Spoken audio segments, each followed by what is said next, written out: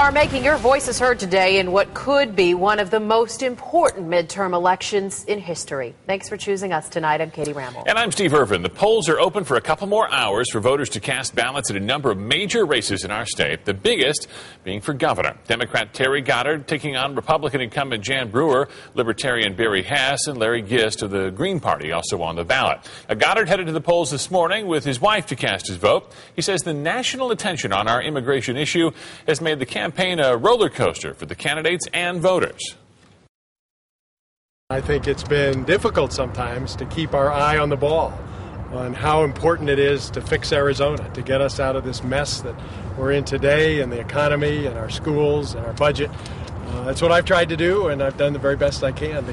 Goddard says his only regret was there was only one debate among the gubernatorial candidates. Governor Brewer voted by early ballot last week. Another heated battle being fought is our race for Arizona Attorney General. You have your choice between Republican Tom Horn or Democrat Felicia Rodolini as the state's new top prosecutor. Now, both candidates questioning the other's experience. ABC 15's Christopher Stein joining us live from the Republican headquarters in downtown Phoenix. It's getting a little bit more busy behind you now, Christopher. And I understand a festive attitude already. Well, certainly a positive, upbeat attitude might be a better way to describe it as they do the finishing touches here in the ballroom behind me at the Republican headquarters here in downtown Phoenix at the Hyatt Hotel. Now, you mentioned this very heated race. Now, this morning we were there as one of the competitors, Tom Horn, voted. Now, the Republican candidate has been in a tight battle. For the past 7 years, he's been the state superintendent of schools. This morning, he talked about the negative ads in this campaign. Horn didn't necessarily seem confident, but was certainly hopeful and essentially continuing to campaign up until the last minute with a focus on Arizona's immigration bill. We're doing well. I think the people of the state of Arizona are sick and tired of the federal government not doing its job to control illegal immigration. I've been a supporter of Senate Bill 1070 from the very beginning. And we are expecting to see Tom Horn and many other Republicans gathering here again downtown at the Hyatt Hotel. The doors are going to open at 7 o'clock. And as for Horn's competitor, Felicia Rodolini, we turn now to my colleague, ABC 15's Tim Vetcher, who's covering that race over at the Democrat headquarters. Tim, what's the feeling over there? Well, Chris, I would call it cautious optimism in what could be a very big night for Republicans. Democrats are hopeful they can maybe, just maybe, squeeze out a win in the AG's race. Their candidate, as you mentioned, Felicia Rodolini, hit the campaign trail bright and early around 6 o'clock this morning. She spent the remainder of Election Day trying to round up some last-minute votes, talking to voters in Pinal, Pima, and Maricopa counties as they walked into the polls to cast their ballots. Rodolini said she's feeling optimistic about tonight's outcome and even offered a prediction to her opponent, Tom Horn. I think that he was going to be surprised at how many Republicans are voting for me. As I've been talking to independents and Republican voters coming out of the polls, I'm hearing a lot of them say that they're voting for me. And that will be a big key whether Rodolini can pull this out, whether she can attract those independent and Republican voters. We'll find out soon enough. She's expected to address supporters here at the Wyndham Hotel in downtown Phoenix around 8 o'clock tonight. Reporting live, I'm Tim Vetcher, ABC 15 News. Tim, thanks. And a low-key race for Senate as Republican John McCain is expected to win a fifth term against challenger Democrat Rodney Glassman. McCain cast his ballot this morning saying he's confident, not cocky, he'll win. His hope is Republicans will gain enough seats to make him the chairman of the Armed Services Committee.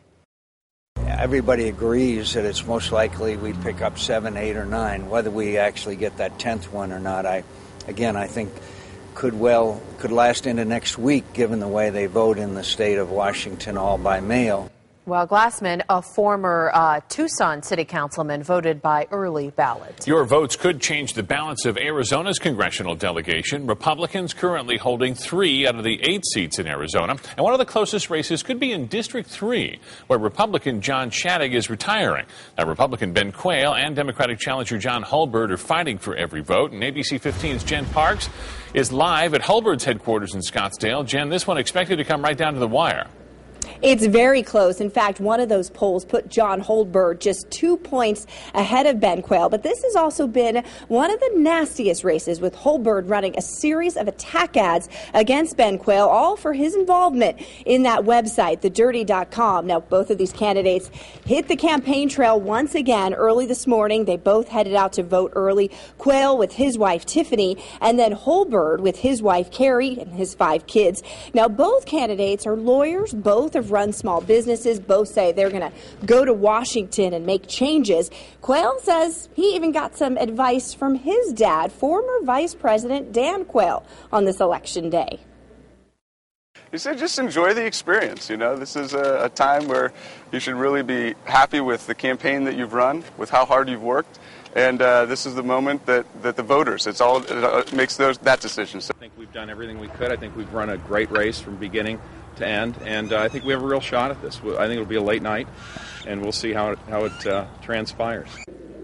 And Quayle's going to be at the GOP headquarters downtown. Holdberg's going to be right here at the Valley Ho, where we're going to bring you updates all night. For now, we're live in Scottsdale. Jennifer Parks, ABC 15 News. Jen, thanks. 4 of 5 Democratic representative incumbents face some strong challenges. That includes District 5, Harry Mitchell. He's opposed by Republican Dave Schweikert. Both candidates are getting substantial outside help in their respective races. ABC 15's Corey Rangel is live on this one for us. And boy, another close one, at least the polls say so, for this race. Yeah, and it really depends on which poll you look at, but most have this essentially as an election day dead heat. Each side says they have their own polls that show their candidates ahead, but Republican David Schweikert admits that it depends on which party shows up to the poll and the candidate which independent voters pick. Now, Democratic incumbent Harry Mitchell hit the polls early this morning with a large group of supporters on hand. 2 years ago, Mitchell beat Schweikert, but this year's rematch is expected to be much closer. Schweikert says he is getting a warmer reception from voters. Many, he says, voted for Mitchell last time, but now support him. Now, as you've probably seen, this has been a nasty campaign. Outside groups have spent more than $3.6 million on this race, according to campaign finance records.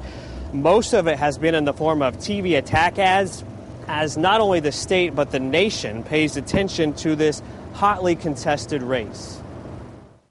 You actually feel a tremendous responsibility.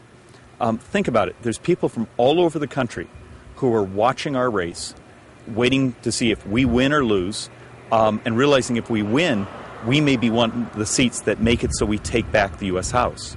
That every race I've ever run, I've been a Democrat in a Republican area, and the reason I've been able to win is because I reach across the line and I try to represent the people as an independent voice, and that's what I've done.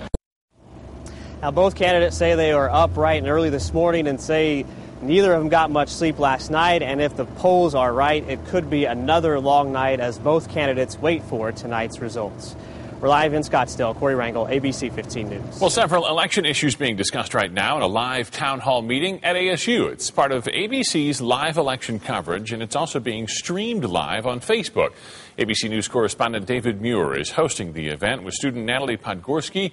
She's attending the Walter Cronkite School of Journalism, and the group is being asked about election issues facing the country and their reactions as results come in. We can't forget several important propositions on our state's ballot as well, including Prop 203 that would legalize medical marijuana in our state. ABC 15's Lori Jane Gliha joining us live in North Phoenix. And Lori Jane, you're at one of the first dispensaries that could open if this measure indeed passes tonight. Yeah, Katie, if this proposition passes, though, it could still take months before a facility like this could even apply to become a dispensary. And that's because of all the rules that the State Department of Health would have to establish. But still, this facility has lots of fake marijuana on display in anticipation of this proposition passing. And supporters are saying that's their goal, is to help patients with debilitating diseases get access to these types of drugs. Opponents, meanwhile, are arguing that the majority of patients in other states with similar laws to this are getting the drugs and aren't even sick. So they say that could lead to substance abuse and crime. They say it'll bring trouble. Meanwhile, supporters are saying medical marijuana can save a life. We're not the first state to do this. We're going to be far down the list, and just have a little faith and have some compassion for patients that this has been written the right way. and you don't have anything to worry about. This is not about sick people. This is a backdoor route to legalization. We know from looking at other states with similar laws that the vast majority of people getting marijuana under these laws are not seriously ill. Now, if this proposition passes, the number of dispensaries would be restricted in this state. They are nonprofit facilities, and right now the number is approximately 124. But again, that process of even applying to become a dispensary could take months. Live in Phoenix, Lori Jangliha, ABC 15 News. And your vote will decide several other important propositions on today's ballot. Prop 106 would prevent laws from compelling people from participating in any health care system. If passed, Prop 109 would make hunting and fishing a constitutional right in our state. Props 301 and 302 would transfer money earmarked for land conservation and early childhood development to the state fund. Could have a big impact on our budget. And Prop 420 would give Mesa approval to spend money to build a new spring training facility for the Chicago Cubs.